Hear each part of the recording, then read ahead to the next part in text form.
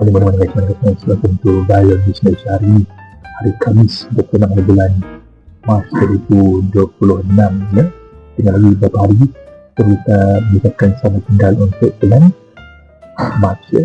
Kita akan mengambil harian online ya, via online media juga masa foto berita dan akhbar Malaysia akan nomor 1 Malaysia. Baik, bukan ini ya, tawaran Pakistan anjur dialog Amerika Serikat Iran tepat pada masanya, kata Anwar ya, Jadi sini Kuala Lumpur, Perdana Menteri Datuk Seri Anwar Ibrahim menyambut baik tawaran Pakistan untuk menganjurkan dialog antara Amerika Serikat dan Iran yang ditempatkan bertepatan pada masanya dan konstruktif ketika ketegangan semakin meruncing ya.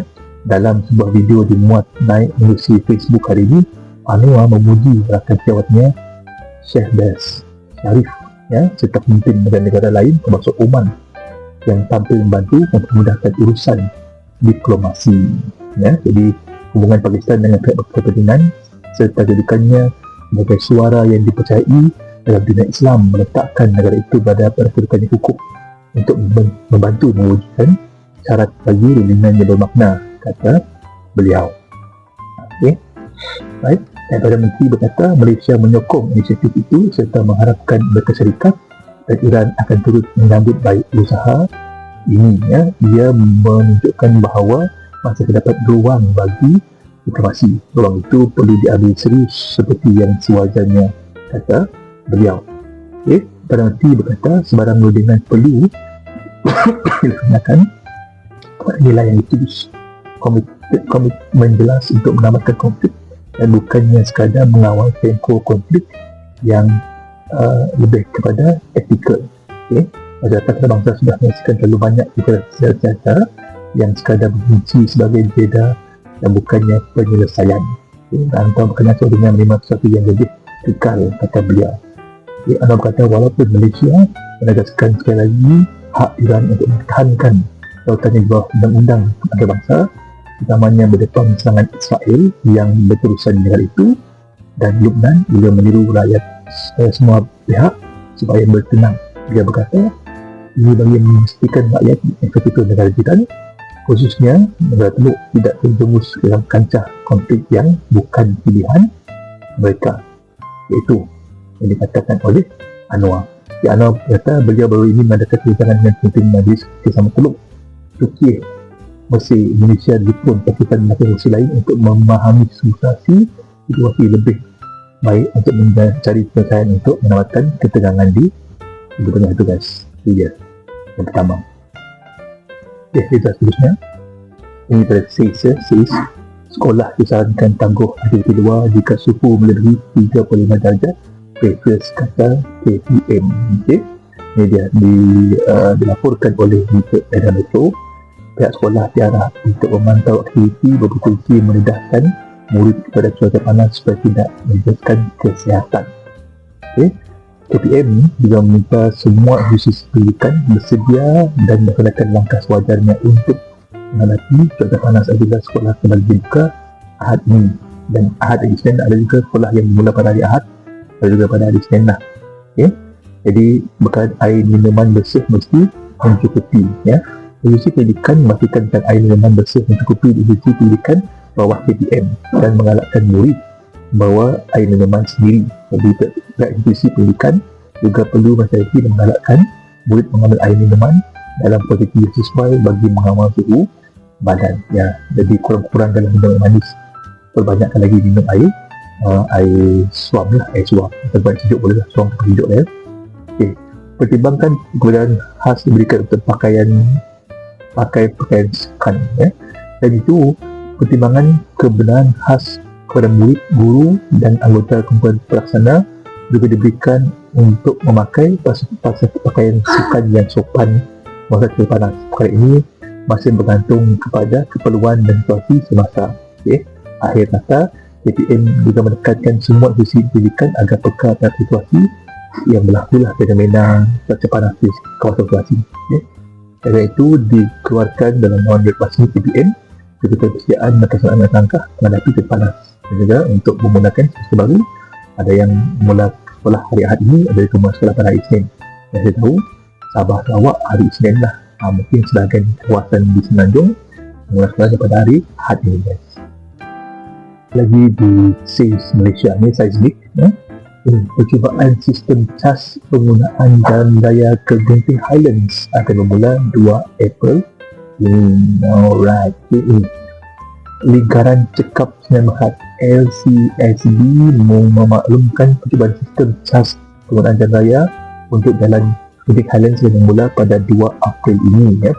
Kondisi kenyataan dikeluarkan oleh LCSB pada 23 Mac. Bulan ini akan dijalankan di 2 pintu masuk, Genting Sempah dan Bulatan Goh Tong Jaya, memastikan sistem berfungsi dengan lancar sebelum pelaksanaan penuh, ya. Semasa ujian, tiada bayaran akan dikenakan untuk pengguna jalan Genting Highlands. Walau bagaimanapun, pengguna jalan raya dihendaki menggunakan kad bayaran mereka di Touch and Go atau kad debit dan kredit di setiap gantri untuk tujuan ujian semasa melaluinya menurut keadaan itu, ya. Tiada yang akan berapa lama tempoh percubaan itu akan berlangsung, ya. Jadi LCSB berkata pengguna perlu terus mematuhi peraturan dan undang-undang menggunakan jalan raya di Genting Highlands serta barang keperluan tambahan yang akan diperkenalkan, ya. Bukan itu untuk memastikan operasi yang lancar dan akses yang selamat untuk semua orang. Dan ini adalah untuk menguji fungsi dan keadaan operasi sistem cas dan raya sebelum pelaksanaannya sepenuhnya, ya. Ia menyokong komitmen LCSB untuk mengekalkan laluan yang selamat, boleh dipercayai dan tanpa gangguan bagi pengguna untuk bergerak ke resort World Genting dan attraction lain serta kawasan Genting Highlands dan di sekitarnya. Pada November tahun lepas, Genting Malaysia telah mengesahkan rancangan untuk mengenakan cas ke atas kenderaan yang menggunakan jalan sendirian di Genting Highlands. Jalan kesendiriannya Genting Highlands, jadi berhati-hati, ya. Yang terakhir ini adalah sukan. Jangan pandang rendah Jepun, England. Ini berkenaan dengan Thomas Cup untuk group stage. Di sini kita melihat Malaysia diletakkan di grup B bersama Jepun, England dan Finland. Grup A, China, India, Canada, Australia juga, Australia Thomas Cup. Grup C, Chinese Taipei, Taiwan, Denmark, Korea, Sweden. Grup D, Indonesia, France, Thailand dan juga Algeria pun main badminton juga, ya, dan France. Dan negara ni yang saya tengok tak pernah main badminton ni adalah yang bukan tradisional badminton adalah Canada, Australia, Finland bukan tradisional badminton, bukan Thailand. Okey lah, Thailand adalah Thailand, France, Algeria, Sweden bukan satu pilihan yang bagus lah untuk Thomas Cup yang diadakan pada Disember di Denmark dalam Denmark pada bulan depan, Kuala Lumpur. Malaysia berpeluang melangkah ke separuh akhir pada Thomas di Denmark bulan depan kiranya berjaya mengharungi cabaran detail Jepun dan England di persaingan kumpulan B. Bekas jago di negara Datuk James Silverage berkata Malaysia dijangka tidak berdepan masalah menewaskan Finland, tapi cabaran sebenarnya akan ada bila bertemu dengan Jepun dan England yang memiliki barisan pemain seimbang di semua posisi. I think Jepun adalah satu cabaran besar lah Jepun. Okay? Kalau kita tengok nilai kumpulan, Finland kita boleh menang, tapi bila bertemu England dan Jepun, itu cabaran sebenar akan ada dua pasukan dengan kekuatan yang seimbang dari segi perseorangan dan bergu. Bila menegaskan bahawa England memiliki pasangan bergu yang semakin meningkat, manakala Jepun terkenal dengan kekuatan yang menyuruh masuk pada persoalan Kristen dan kejohanan utama. Okay? Dia sekatan kekuatan Malaysia ini masih tetap pada bahagian bergu yang mampu menyumbang dua mata penting dan perlawanan sekaligus memberikan hiburan kepada umat yang sekarang ada pasukan. Tapi singles kita itu yang kita ada masalah Malaysia sebenarnya. Bergu dah okey, kita singles lah, terbalik dulu. Singles jadi dipertaruhkan, bergu tak dipertaruhkan, jadi bergu pula yang bawa poin kepada Malaysia. Apapun kita berharap Malaysia akan berjaya lah dalam misi Thomas Cup tahun 2026 ini yang berlaku di Denmark. Terima kasih.